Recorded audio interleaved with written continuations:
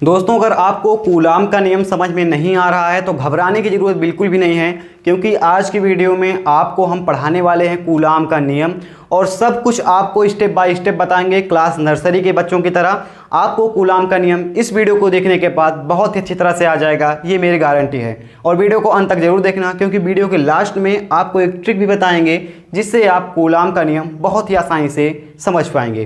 तो वीडियो को पूरा जरूर देखना। चलिए शुरू करते हैं। तो यहाँ पर हमने लिखा है कूलाम का नियम और इसको सबसे पहले हम लोग पढ़ेंगे और पढ़ने के बाद आपको समझाएंगे कि इसमें लिखा क्या है। तो पहले इसे पढ़ते हैं। तो दो आवेशों के मध्य लगने वाला आकर्षण या प्रतिकर्षण बल आवेशों के गुणनफल के अनुक्रमानुपाती तथा उनके बीच की दूरी के वर्ग के व्युत्क्रमानुपाती होता है। ठीक है, ये है कूलाम का नियम। अब यहाँ पर आपको कुछ ऐसे शब्द होंगे जो समझ में नहीं आए होंगे। जैसे बोल रहा है दो आवेशों के, स्टेप बाय स्टेप करते हैं, सबको समझ में आ जाएगा।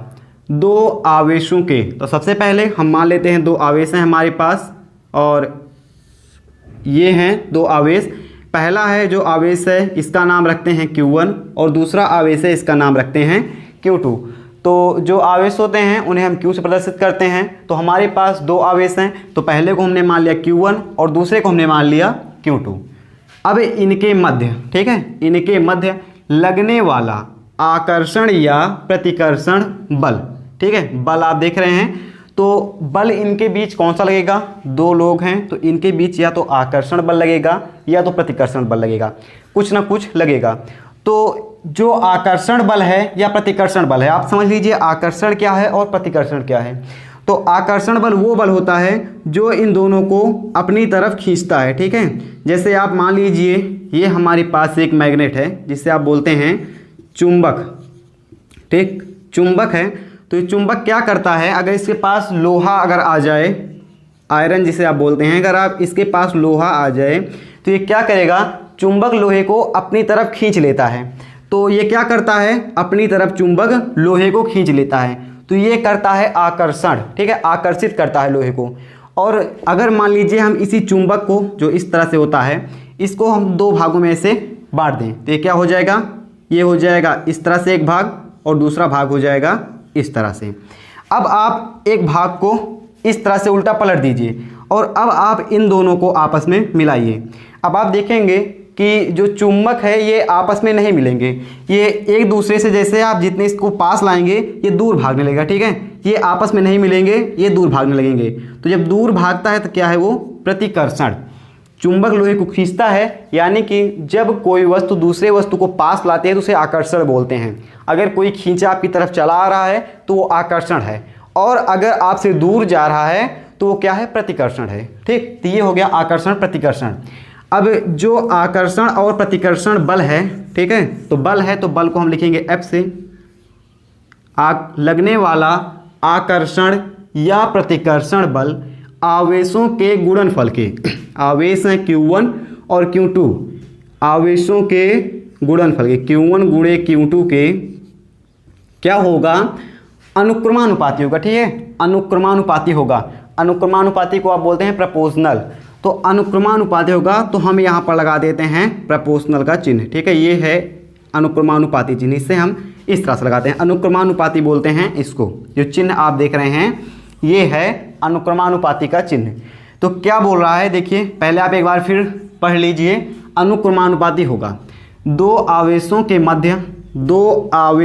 मध्य लगने वाला आकर्षण या प्रतिकर्षण बल। ठीक, आकर्षण या प्रतिकर्षण बल आवेशों के, तो आवेशों के गुणनफल के, इन दोनों के गुणनफल के अनुक्रमानुपाती होगा। अब अनुक्रमानुपाती किसे कहते हैं, जैसे मान लीजिए आपके पास 10 रुपये हैं। ठीक, ये आपके पास 10 रुपये हैं, आपके दोस्त के पास 10 रुपये हैं। प्रपोर्शनल, अगर अनुक्रमानुपाती का मतलब होता है अगर आपके जो 10 रुपये हैं ये किसी वजह से बढ़कर 20 रुपये हो गए, मान लीजिए आपको किसी ने और दे दिए 10 रुपये, ये 20 रुपये हो गए, तो ये तो आपके प्रपोर्शनल चल रहा है आपका दोस्त, इसके पास ऑटोमेटिक से 20 रुपये हो जाएंगे, ऑटोमेटिक से। प्रपोर्शनल है तो आपको बढ़ाने की जरूरत नहीं है, जब पहला बढ़ेगा तो दूसरा अपने आप बढ़ता जाएगा। तो ये आप पहले समझ गए अनुक्रमानुपाती होता है। तथा ठीक, बीच में तथा शब्द आ गया, यानी कि भी आपका डेरिवेशन और आगे जाएगा। उनके बीच की, ठीक है, जो बल लग रहा है उनके बीच की दूरी के वर्ग के व्युत्क्रमानुपाती होता है। ठीक है, व्युत्क्रमानुपाती। तो दूरी हम मान लेते हैं हमारे पास है r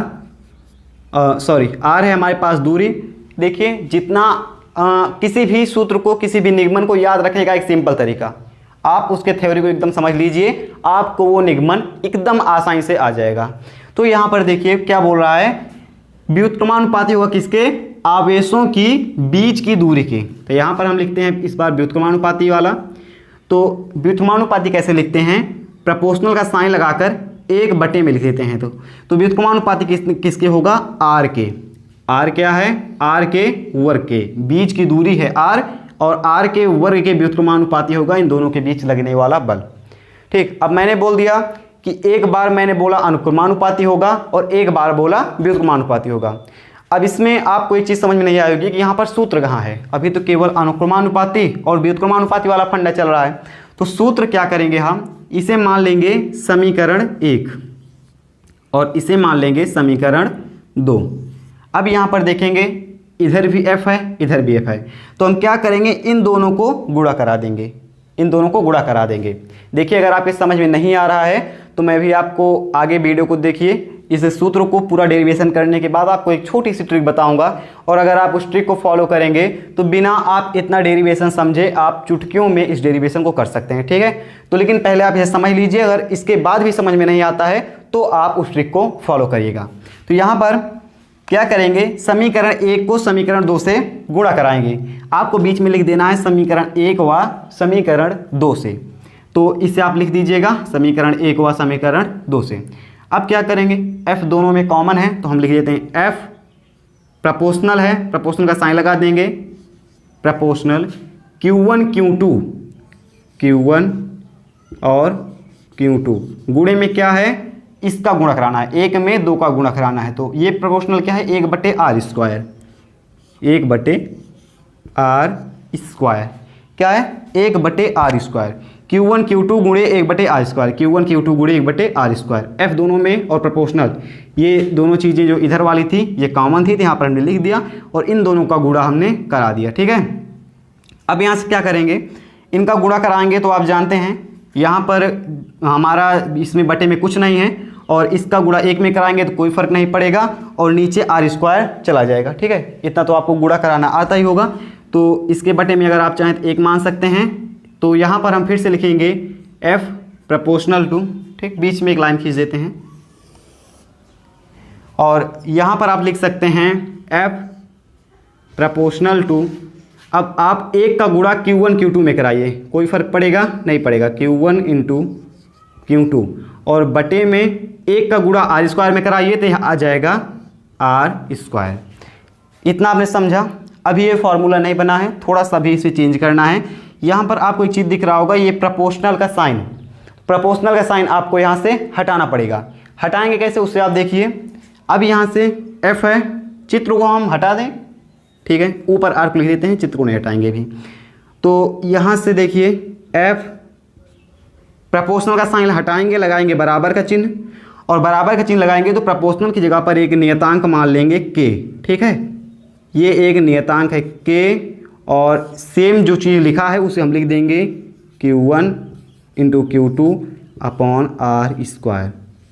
ये देखिए आपका ये हो गया कूलाम के नियम का डेरिवेशन। परीक्षा की दृष्टि से इतना ही महत्वपूर्ण है। अगर आप 4 नंबर में मान लीजिए कूलाम का नियम आता है और आप इतना लिखकर यहाँ से इतना डेरिवेशन कर देते हैं तो आपको आपके पूरे 4 नंबर मिल जाएंगे। ये हुआ आपकी परीक्षा की दृष्टि से, इसे आप याद रख सकते हैं। और अब एक बार देखते हैं कि ये तो परीक्षा की दृष्टि से हो गया। अब इसके आगे भी कुछ स्टेप हैं, इन्हें आप याद रख सकते हैं। जो आगे के स्टेप आपको हम बताएंगे वो आपको न्यूमेरिकल जब आप लगाने लगेंगे तो उस सीज़न में आपको ये काम देंगे। तो आगे क्या करना है, अब इतना तो आपने याद कर लिया। अब यहाँ से k का मान अगर आप याद करना चाहें तो k बराबर होता है 1/4 पाई ε0, ठीक है, ε0, और इस पूरे का मान होता है, ठीक, k का मान होता है 9 × 10⁻⁹ न्यूटन मीटर स्क्वायर पर कूलाम स्क्वायर, ठीक है। 1/4πε0, इसे हम क्या बोलते हैं, एक बार आप देख लीजिए, इसे हम बोलते हैं एप्साइलन, ठीक है, एप्साइलन नॉट या एप्साइलन 0 बोल सकते हैं। ये है एप्साइलन नॉट। तो के का मान होता है 1/4π एप्साइलन नॉट, और के का मान अगर आपसे पूछा जाए तो 9 × 10⁹ न्यूटन मीटर स्क्वायर पर कूलाम स्क्वायर होता है। तो आपको के का मान ये पता चल गया। तो आप इस जो सूत्र है, इस सूत्र को किस तरह से लिख सकते हैं, के की जगह पर आप इसका मान रख दीजिए।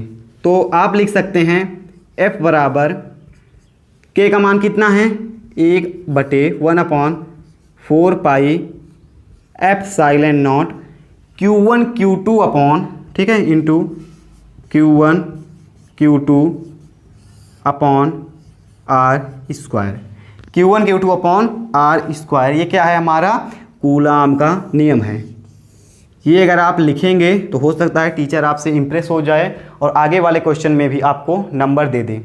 तो ये था इतना बड़ा हमारा डेरिवेशन और कूलाम का नियम कि दो आवेशों के मध्य जो बल लगता है वो क्या होता है, आवेशों के गुणनफल के अनुक्रमानुपाती तथा बीच की दूरी के वर्ग के व्युत्क्रमानुपाती होता है। और ये देखिए आपका ये है मेन डेरिवेशन। अब एक को आपको मैं ट्रिक बता देता हूँ जो मैंने बोला था, आपने क्लास 10th में पढ़ा था, जो दो पिंडों के मध्य लगने वाले गुरुत्वाकर्षण बल को, ठीक है, या दो पिंडों के मध्य लगने वाले, गुरुत्वाकर्षण तो लगे नहीं, दो पिंडों के मध्य लगने वाले आकर्षण बल को इस तरह से पढ़ा था। इसका नाम था m1, इसका नाम था m2, बीच की दूरी थी r। तो इसका सूत्र क्या होता था, और इसका सूत्र होता था हमारा F बराबर G m1 m2 upon R square, ठीक है। ये आपको याद होगा क्योंकि बहुत ही 9th में और 10th में आपको दोनों मिला था। तो आपको क्या करना है, यहाँ पर पिंड थे तो m1 m2 आपने माना था और R स्क्वायर आपने माना था दूरी को। तो अगर आपको ये याद नहीं होता है कूलाम का नियम, तो आपको इसी को कॉपी करना है और m1 m2 की जगह पर Q1 Q2 रख देना है। और जो इसकी परिभाषा थी कि दो पिंडों के मध्य लगने वाला बल इन दोनों पिंडों के गुणनफल के अनुक्रमानुपाती तथा बीच की दूरी के वर्ग के व्युत्क्रमानुपाती होता है। तो आपको क्या करना है, सेम चेंज कर देना थोड़ा सा डेरिवेशन में। यहाँ पर आपको जहाँ पर उसमें मिले कि दो पिंड की जगह पर आपको लिख देना है आवेश, ठीक है। पिंड की जगह पर आपको आवेश लिख देना है। आपकी वो परिभाषा तैयार हो जाएगी, यानी कि कथन इसका, और डेरिवेशन आपको इस तरह से कर देना है। तो आई होप आपको इस वीडियो में कुछ नॉलेज मिला होगा। आगे की वीडियो आप किस टॉपिक पर चाहते हैं आप हमें कमेंट करके जरूर बताइएगा। हम मिलेंगे ऐसे किसी नेक्स्ट वीडियो में। जय हिंद।